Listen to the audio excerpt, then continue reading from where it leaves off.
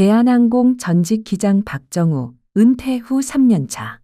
누군가는 조종관을 내려놓은 뒤 잔잔한 노후를 꿈꾸겠지만 나는 달랐다. 하늘 위에서 수천 명의 생명을 책임졌던 나는 지상에서 단 한 번의 선택으로 모든 걸 잃었다. 그날 통장에 들어와야 할 돈이 들어오지 않았다. 전화를 걸었지만 상대는 없었다. 사무실도 명함도 계약서도 모두 사라져 있었다. 믿었던 사람, 믿었던 제안, 믿었던 나 자신. 그 모든 것이 한순간에 무너진 날이었다. 하지만 진짜 충격은 그 다음이었다. 내가 무너졌다는 사실보다 내가 무너지면서 함께 무너진 가족의 일상이었다. 그날 이후 나는 새벽 4시에 일어난다. 더 이상 공항이 아닌 우유상자를 들고 향하는 인천 외곽의 빌라 단지로. 그곳에서 나는 내 인생의 조종관을 다시 쥐기 시작했다. 비슷한 경험이 있으셨다면 댓글로 나눠주세요. 여러분의 일상이 불안해지지 않도록 저희가 함께하겠습니다. 희진 채널 구독하고 꼭 알아야 할 정보 놓치지 마세요. 나는 올해 63을 맞은 박정우라고 한다. 평생을 조종석에서 살았던 사람, 그 한마디면 나라는 사람을 설명하는데 부족하지 않다.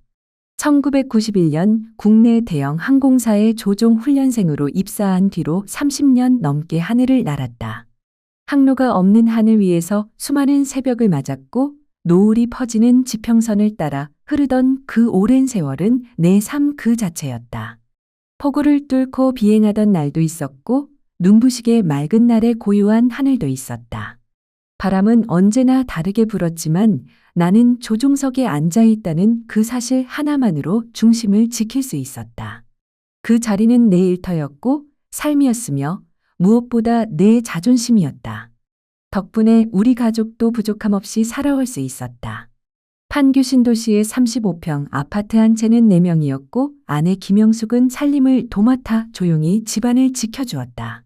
큰딸 소은이는 어느덧 대학교 2학년에 올랐고 아들 민준이는 고등학교 3학년으로 입시에 한창이었다.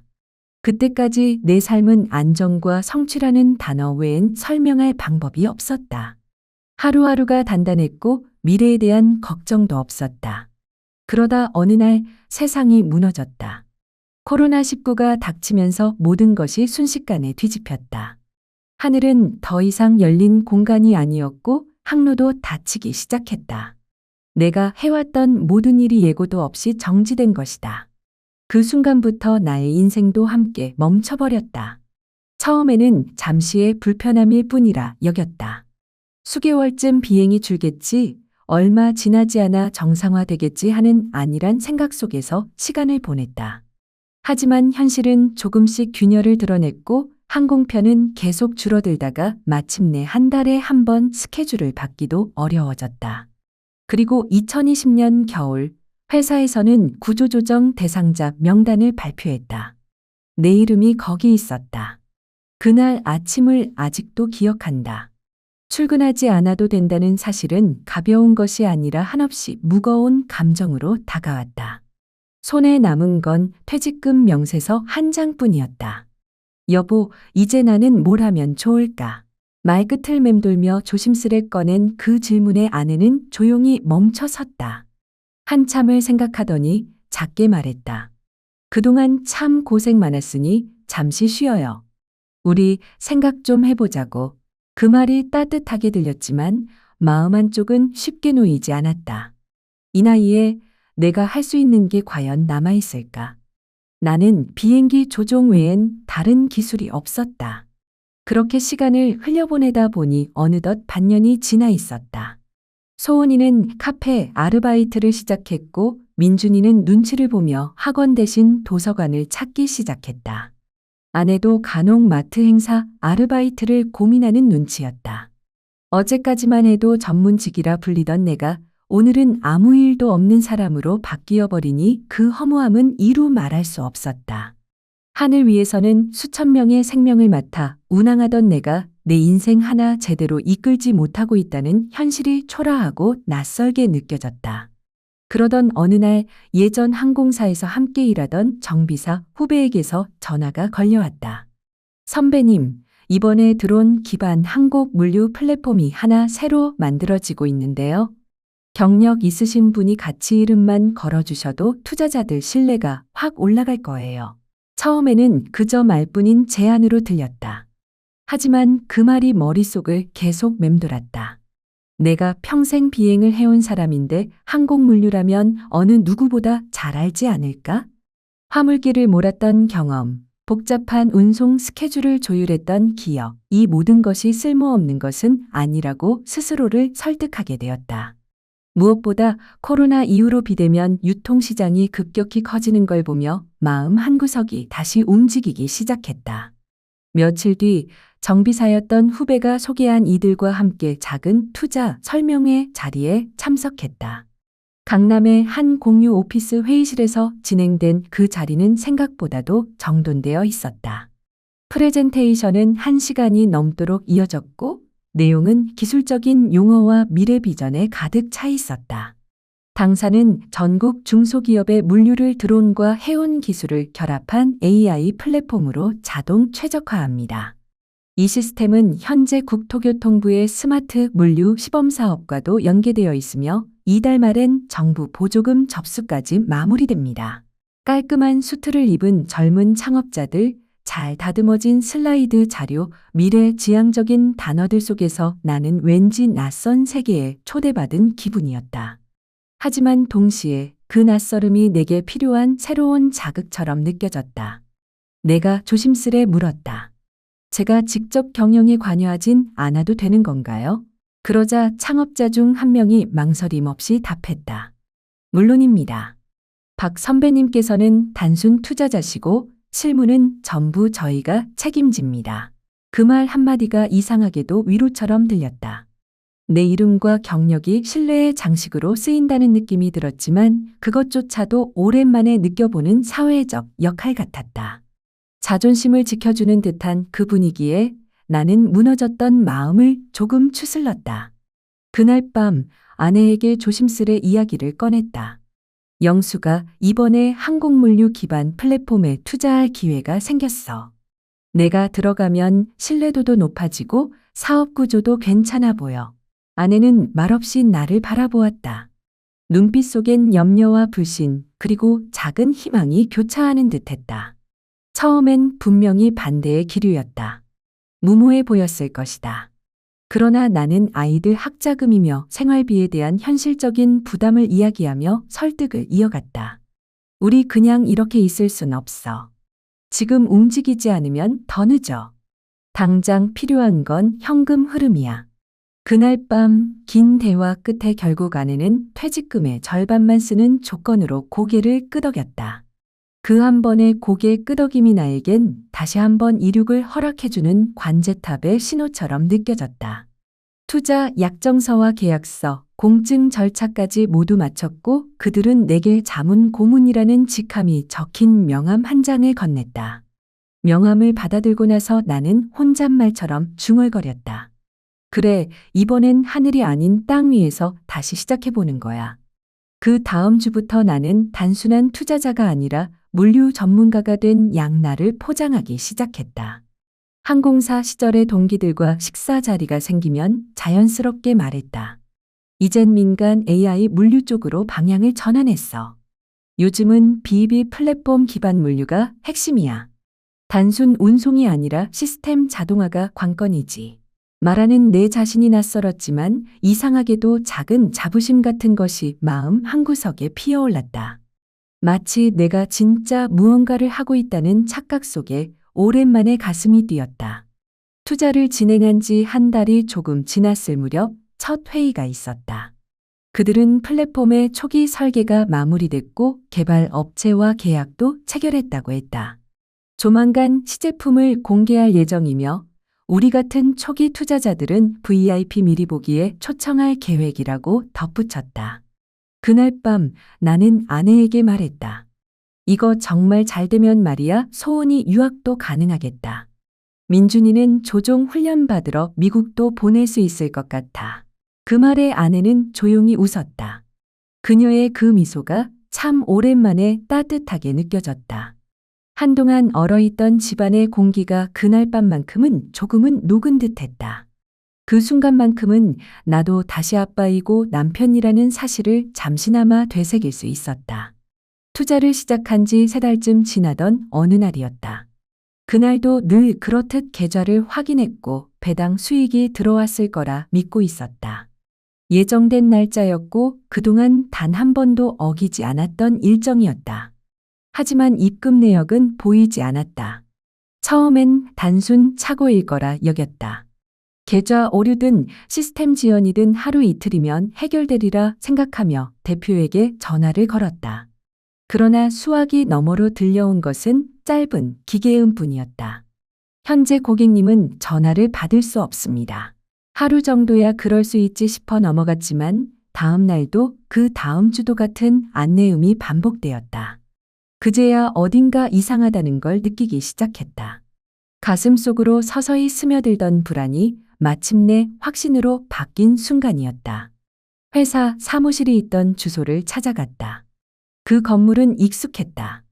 하지만 내가 익숙했던 그 공간은 온데간데 없었다.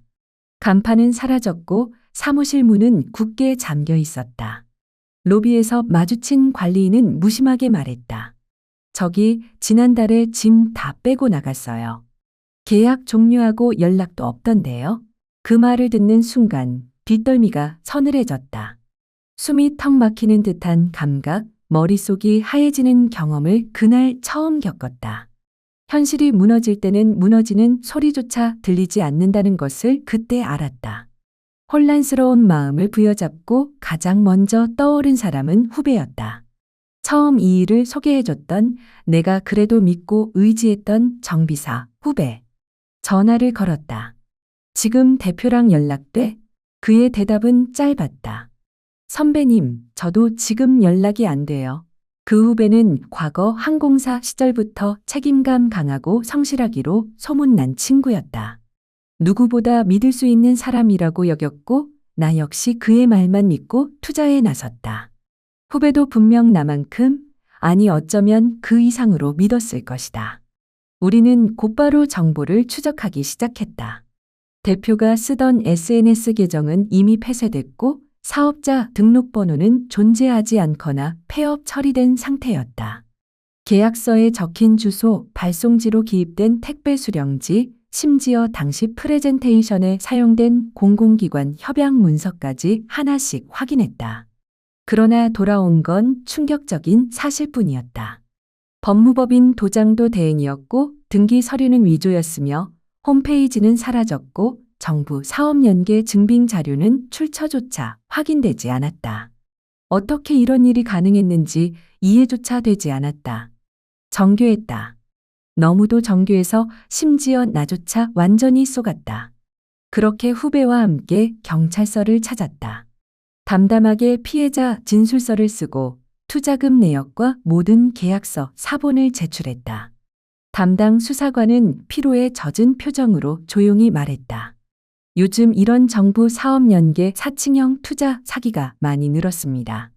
조금 시간이 걸릴 수 있어요. 그래도 포기하지 마세요.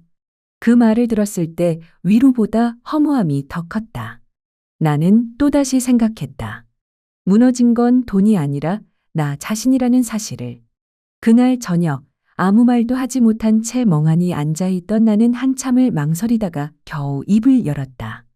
영수가 그 회사 가짜였어. 잠시 멈췄던 숨이 끊어지듯 이어졌다.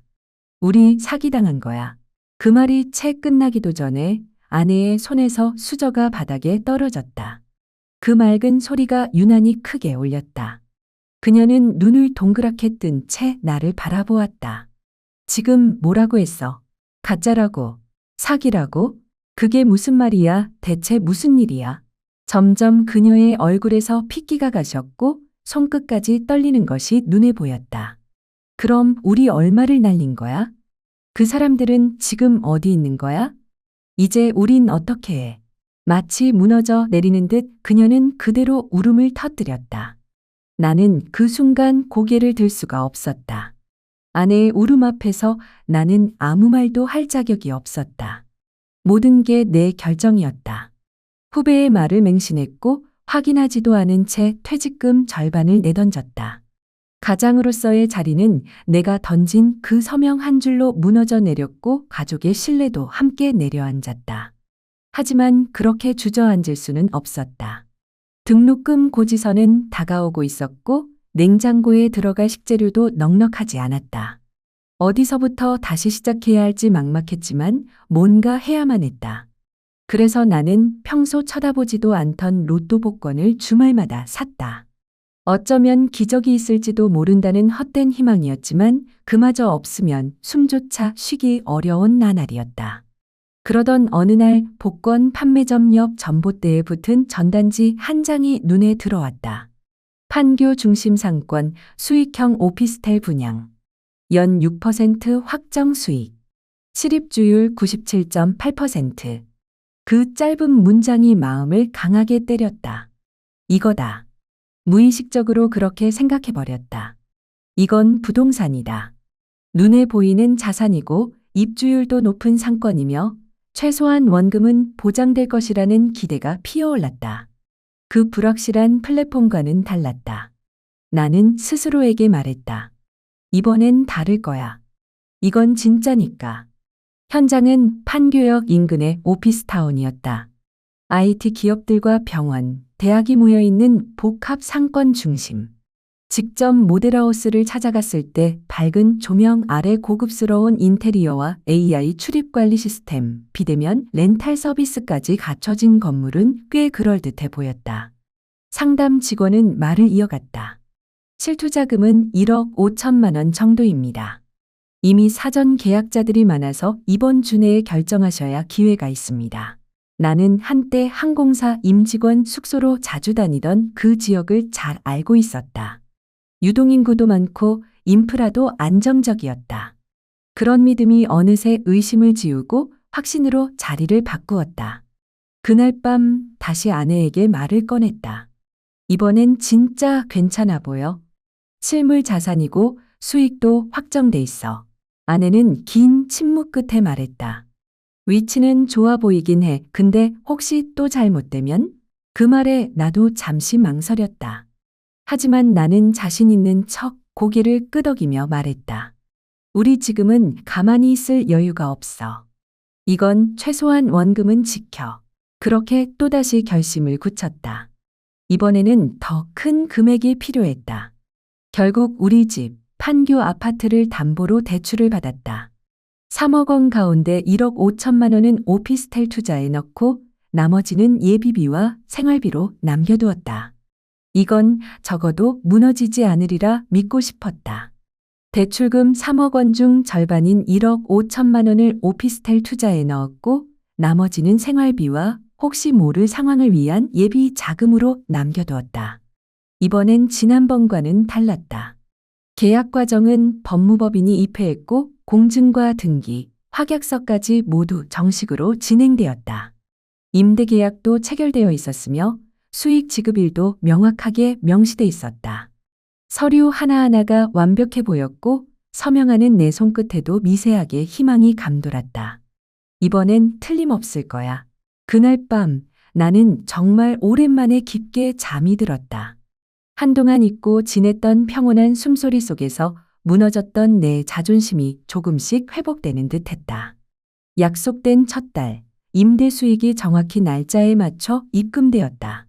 금액은 크지 않았지만 숫자 하나가 주는 안정감은 상상 이상이었다. 역시 부동산은 다르구나. 그날 아침, 은근히 입꼬리를 올리며 통장을 들여다보던 나를 아내가 조용히 바라보았다. 그녀의 표정에도 처음으로 안도의 기운이 감돌았고 그 눈빛 하나에 나는 오래도록 갇혀있던 죄책감에서 조금은 벗어날 수 있었다. 하지만 그 평온은 길지 않았다. 둘째 달, 수익 입금이 며칠 늦어지기 시작했다. 상담사에게 연락을 하자 정산 시스템에 잠시 오류가 생겼다는 말이 돌아왔다. 다음 주 월요일엔 꼭 지급됩니다. 그 말대로 일주일 뒤 금액은 들어왔다. 불안한 마음을 애써 누르며 나는 스스로를 다시 다독였다. 이런 일은 있을 수 있지. 시스템이니 간혹 오류도 생기는 거야. 하지만 세 번째 달 아무런 입금도 없었다. 이번엔 상담사 전화도 연결되지 않았고 메시지도 읽히지 않았다.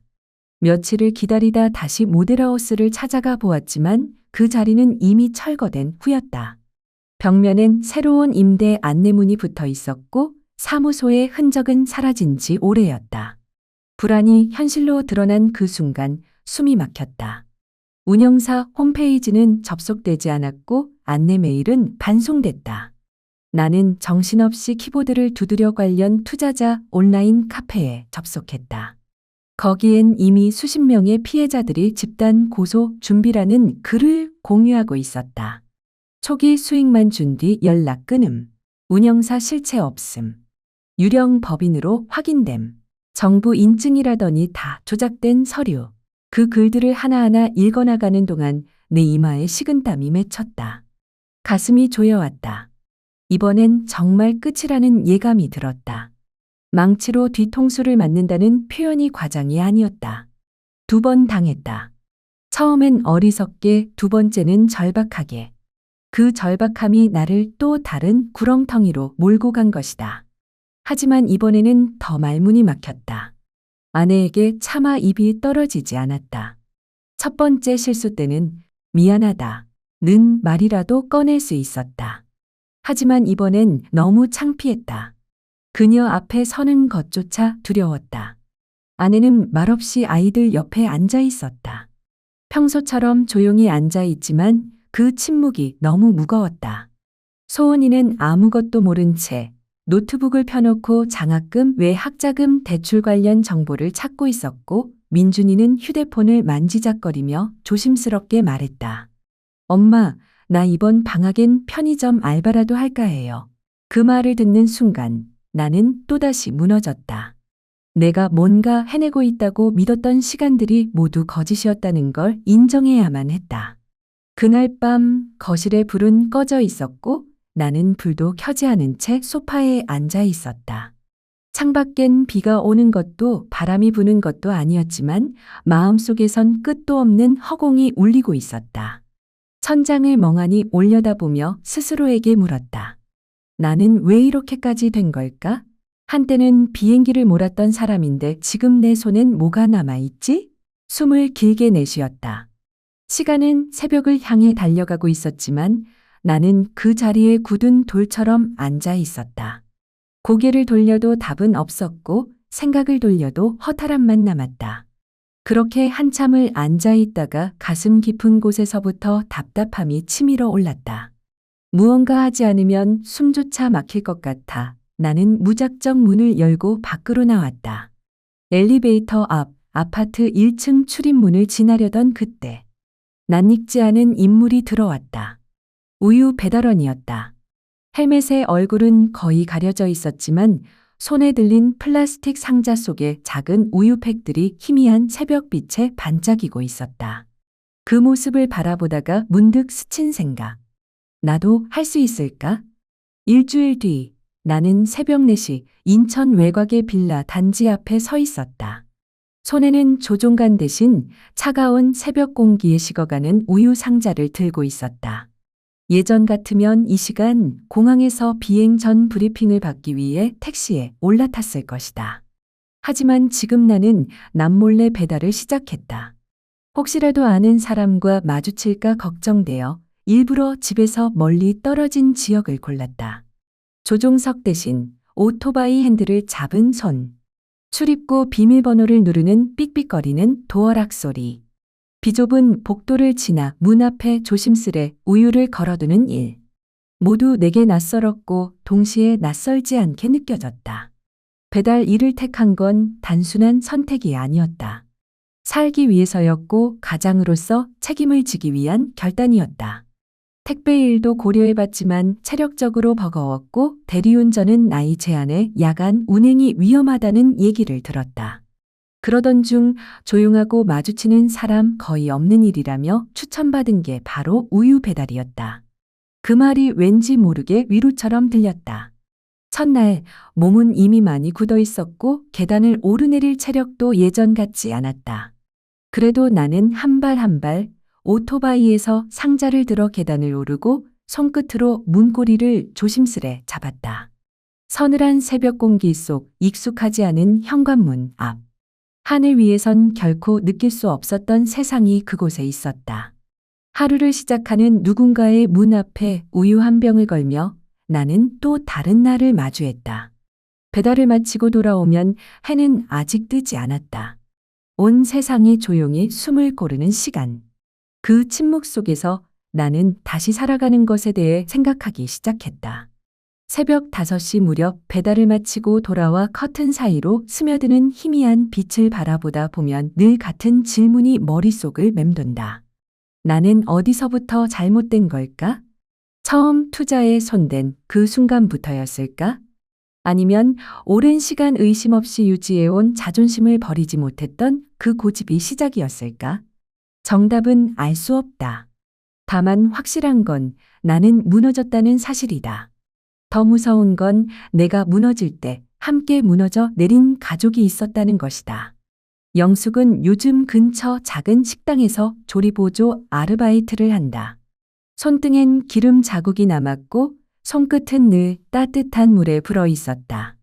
그 손으로 늦은 저녁 귀가한 뒤 아무 말 없이 설거지를 하는 모습을 보면 미안하다 는 말조차 입에 담을 수 없게 된다. 소은이는 조용히 휴학계를 제출하고 동네 영어학원에서 아르바이트를 시작했다. 늘 책상 앞에서 미래를 설계하던 아이가 이젠 휴게 시간마다 출석부를 정리하고 아이들 간식을 챙긴다. 민준이는 꿈꾸던 의대 진학을 포기하고 공군 사관학교 입학을 고민하고 있었다. 하루는 조심스레 내 옆에 앉아 말했다. 아빠, 나도 공군 사관학교 가서 아빠처럼 멋진 파일럿이 되고 싶어. 그 말이 그렇게 따뜻하게 들릴 줄 몰랐다. 한동안 텅 비어있던 마음 한 구석이 문득 채워지는 느낌이었다. 나는 그동안 돈만 잃었다고 생각했다. 하지만 언젠가부터 집안이 이상하리만치 조용하다는 걸 느끼고 깨달았다. 진짜로 잃은 건 바로 이 집안에 자연스럽게 흐르던 일상과 웃음이었다. 내 욕심, 내 자존심, 내 판단이 만든 선택이 그 모든 걸 앗아갔다. 가끔 스스로에게 묻는다. 그때 첫 번째 투자에서 멈췄더라면? 아내의 말에 조금만 더 귀 기울였더라면? 내가 특별하다는 착각을 내려놓았더라면? 하지만 삶은 후회로 되돌릴 수 있는 것이 아니다. 이미 엎질러진 시간을 되감을 수는 없다. 남은 건 지금부터 어떻게 살아가느냐는 것이다. 이제는 새벽 배달에 나서는 일이 내 일상이 되었다. 한 집 한 집 계단을 오르내릴 때마다 숨이 차오르고 다리가 떨리지만 그때마다 나는 속으로 이렇게 되뇌인다. 그래도 나는 아직 살아있구나. 해가 뜨기 전 집으로 돌아와 주방 앞에 서면 영숙은 말없이 컵에 따뜻한 물을 따라준다. 그 따뜻한 물 한 모금은 예전 퍼스트 클래스 기내식보다 더 깊게 스며들었다. 비록 지금 내가 앉아 있는 곳은 조종석이 아니지만 이 삶의 방향타는 다시금 가족을 향해 조용히 돌려지고 있었다. 요즘 내 하루는 단출하다. 새벽에는 배달을 하고 오전엔 짧게 눈을 붙이고 오후에는 동네 도서관에 들러 책을 읽는다. 돈을 벌어들이는 시간은 줄었지만 마음은 오히려 그 어느 때보다 바쁘고 무겁다. 잃어버린 시간을 되돌릴 순 없지만 남은 시간은 정직하게 살아내고 싶다. 며칠 전 저녁 소은이가 안방 문을 조심스레 두드렸다. 아빠, 저 이번 학기 일부 장학금 받았어요. 나머지는 알바랑 학자금 대출로 해결할 수 있을 것 같아요. 그 말에 왈칵 눈물이 쏟아질 것만 같았다. 그건 아빠가 해줘야 할 일이었는데. 그렇게 말하며 고개를 숙였다. 그런데 소은이는 환히 웃으며 말했다. 지금도 아빠가 우리한테 해주는 거 많아요. 새벽마다 배달 다니시면서도 절대 포기 안 하시잖아요. 그게 전 너무 멋져요. 그 말이 그 웃음이 나를 다시 일으켜 세웠다. 그날 밤 정말 오랜만에 아내와 마주 앉아 맥주 한 캔을 나눴다. 서로 말이 많지 않았지만 잔을 맞부딪힐 때의 그 묵직한 소리가 오래도록 귀에 남았다. 아내가 조용히 입을 열었다. 요즘 당신 참 많이 달라졌어요. 예전보다 훨씬 따뜻해졌고 아이들도 이제 아빠를 믿어요. 그 말에 가슴이 뭉클했다. 나는 계속 무너졌다고만 생각했는데 가족은 묵묵히 그 무너지는 나를 기다려주고 있었던 것이다. 돌아보면 내 인생의 가장 큰 착각은 단순하고도 확고했다. 나는 파일럿이니까 어떤 상황에서도 실패하지 않는다. 그 자존심 하나로 모든 결정을 밀어붙였고 그 끝은 누구보다도 내가 뼈저리게 경험했다. 첫 번째 투자에서는 세상을 몰랐고 두 번째 투자에서는 나 자신을 몰랐다. 수익률 높은 펀드도 등기된 부동산도 내 노후를 책임져 주지 않았다. 결국 마지막에 남은 건 상장된 자산도 아니고 화려한 명함도 아니었다. 오직 나 자신 그리고 내 곁을 끝까지 지켜준 사람들. 그들이 나의 마지막 자산이었고 유일한 희망이었다. 가끔 그런 생각도 든다. 그때 사기를 당하지 않았다면 나는 여전히 허세에 가득 찬 채 가족에게 무심했을지도 모른다. 그때 파산하지 않았다면 삶이 이렇게 고요하고 단단해질 수 있었을까? 물론 지나간 시간을 미화하려는 건 아니다. 여전히 대출은 남아있고 우유 배달은 몸에 무리가 갈 때가 많다. 어깨는 자주 결리고 계단을 오를 때 숨이 턱까지 차오르기도 한다. 하지만 그럼에도 나는 하루하루를 버티며 살아내고 있다. 그게 나의 방식이고 내가 다시 붙잡은 삶의 조종간이었다. 요즘 저녁이면 아내와 나란히 앉아 TV를 본다. 가끔 둘 사이에 조용한 대화가 흐르고 주방에선 소은이가 설거지를 한다. 민준이는 어느 날 내게 다가와 이렇게 물었다. 아빠, 다음 주에 공군 사관학교 면접인데 아빠 유니폼 한번 입어봐도 돼요? 그 말을 듣는 순간 나는 웃으며 고개를 끄덕였다. 그래. 나는 아직도 아빠이고 아직도 누군가의 방향을 잡아주는 사람이다. 이제 나는 매일 새벽을 준비하며 잠자리에 든다. 더 이상 하늘을 날지는 않지만 땅 위의 삶도 그렇게 나쁘지는 않더라. 다만 단 하나의 결심은 분명히 남았다. 다시는 내 인생의 조종간을 남의 손에 맡기지 않겠다. 그것이 내가 지난 모든 실패를 통해 배운 가장 값진 교훈이었다. 삶은 꼭 계획한 대로 흘러가지 않더라고요. 30년 넘게 하늘 위에서 살아온 사람이 땅으로 내려오고 가족의 앞에 초라하게 설 수밖에 없던 그 시간이 얼마나 쓰라렸을지. 글을 읽으며 저도 모르게 가슴이 먹먹해졌습니다. 하지만 그 속에서도 그는 포기하지 않았습니다. 무너진 자존심보다 남겨진 가족이 더 소중했기 때문이죠. 그는 말합니다. 진짜 자산은 내 옆에 있어준 사람들이었고 내 인생의 조종간은 이제 다시 내 손에 있어야 한다. 그 말을 오늘 제 마음속 깊이 새깁니다. 우리도 이제부터 다시 천천히 방향을 잡아가야겠지요. 이 이야기를 어떻게 받아들이셨나요? 당신의 마음에 스친 감정이나 생각을 댓글로 나눠주세요. 짧은 공감이든 오래 남는 울림이든 당신의 목소리는 저희에게 큰 힘이 됩니다. 좋아요와 구독, 댓글 하나가 더 많은 사람들에게 이 따뜻한 순간을 전할 수 있는 다리가 됩니다. 함께 해주셔서 진심으로 고맙습니다. 당신의 오늘이 부디 평안하고 따뜻하기를 바랍니다.